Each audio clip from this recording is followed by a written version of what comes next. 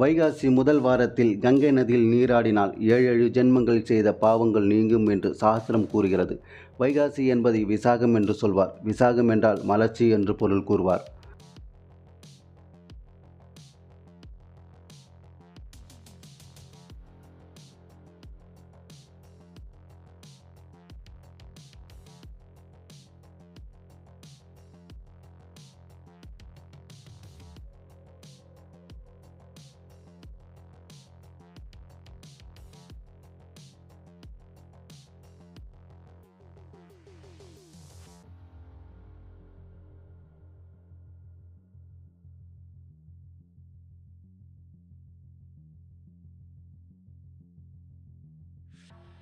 இம்மாதத்தில் புனித நதியில் நீராடி மகாவிஷ்ணுவை துளசி இலைகளால் பூஜை செய்தால் எல்லா விதமான பலன்களும் பெறலாம் என்று விஷ்ணு புராணம் சொல்கிறது.